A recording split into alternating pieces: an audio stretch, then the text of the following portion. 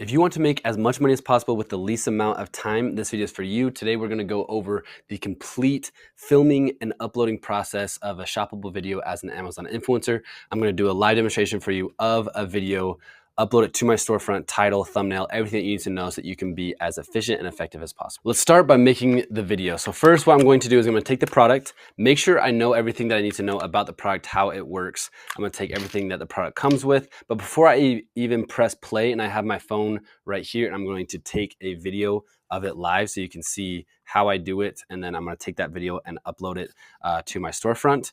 But before I even film, I will take my phone, and here's my phone case, just pretend this is my phone, and I will go to the Amazon app and I will scan the barcode. That way, this product will be in my search history. So that way, when I go to upload it on Amazon, I don't have to look for the product. I already have it in my search history. So that's just a little pro tip for you guys. If your Amazon influencer account is linked to your Amazon shopping account. Some people don't have those two accounts linked, but if you do have them linked, that is a huge, huge pro. So now that we have it scanned, I already scanned it before this video, we're gonna go ahead and make the video. So I'm gonna take my phone right here and I'm going to hit play in 3, 2, 1. So guys, I'm gonna give you an overall breakdown of this product right here. This tripod was sent to me to give you a complete review of everything you need to know before you get it. So first, let's dive into what the product comes with. So we got the wipes, the magnets, everything you need to know. I already have a magnet on the back of my phone, so I don't even need to use that magnet. It has a little wrist lanyard that you can attach it to it. That way, if you're doing selfie stick mode, here is the box, and then here is the tripod.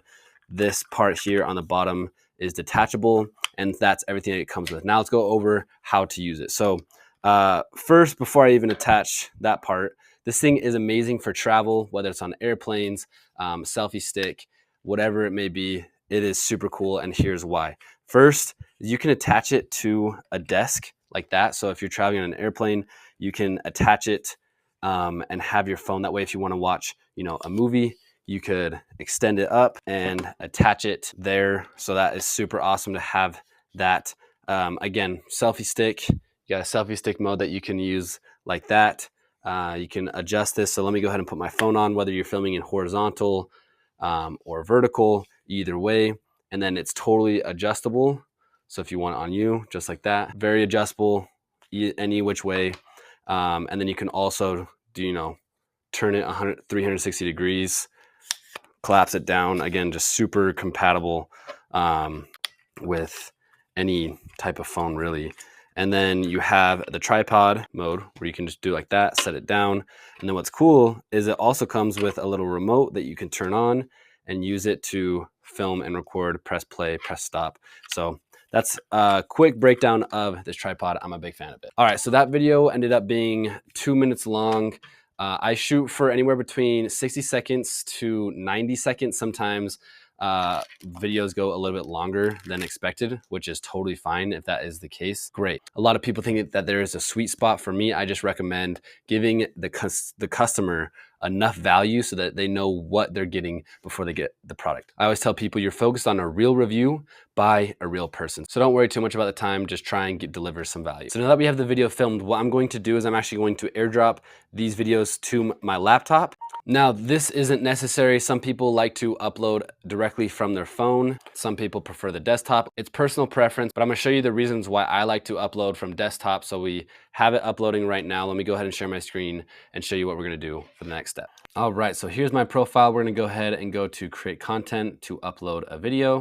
And we are going to upload this guy right here. Now, the reason why I like to do it on desktop is sometimes it takes a while for this to load, especially on the phone. Sometimes it takes a while. So I'll sometimes open up another tab and then load another video while it's waiting. But that loaded pretty quickly, and that's just a personal preference for me. What we're gonna do now is give it a title. And something that is super cool is ViralView has these custom templates right here that helps you save time when doing a title. So for example, I just did a complete breakdown and showed what the customer should know before buying this product. So if I click this template that I've created, all I have to add now is this tripod. And as weird as it may sound, just clicking that button saved me 10 seconds. Now 10 seconds might not seem like a lot, but I've done about 2,500 videos, and if I can save 10 seconds on each of those videos, that's about 7 hours of saved time. So just this one tool alone can save you a ton of time, and you can customize your templates. All you gotta do is click this plus button right here,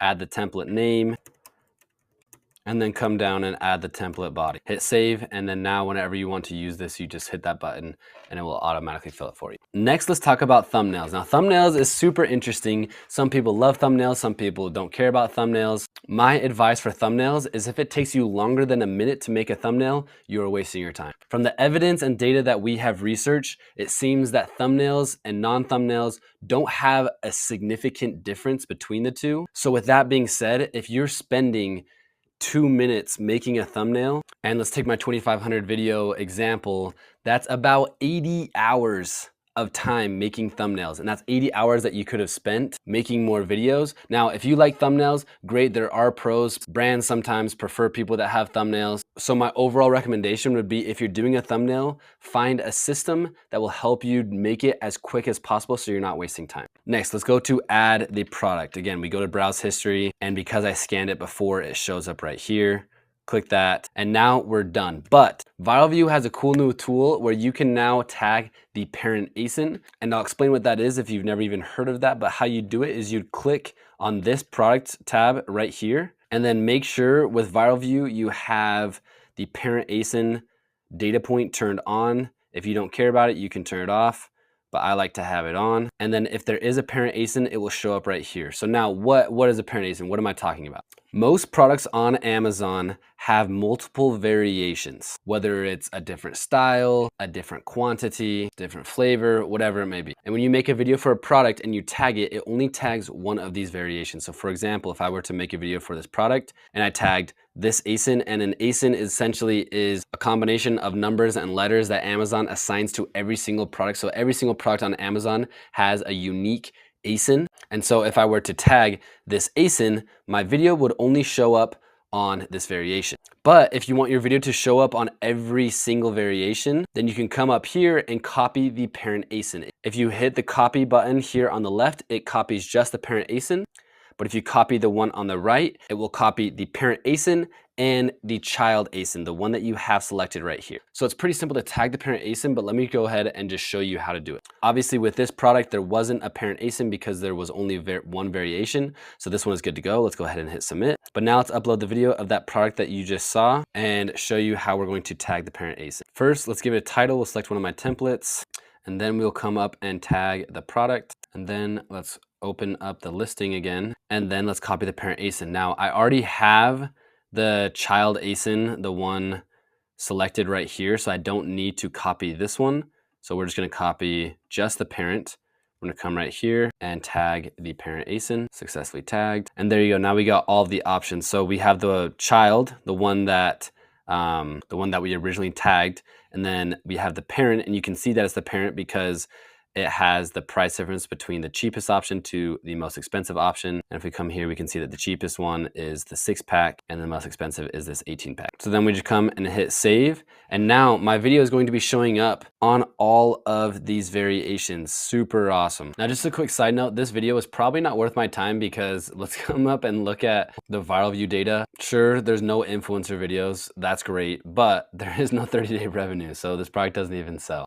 But what is cool is I'm going to show up on each variation. So maybe there's another variation that does sell. So for example, the 6-pack does about $1,000 every month, which isn't a lot, but it's better than nothing. And I wouldn't show up on these carousels if it wasn't for tagging the parent ASIN. So tagging the parent ASIN is completely optional. I recommend, if you do, to still tag the child ASIN because that helps with creator connections and accepting campaigns. But there you have it. That's my complete process of filming and uploading a video. If you have any questions, feel free to leave them down below, or let me know what tips and tricks you have to upload and film in the most efficient and effective way possible.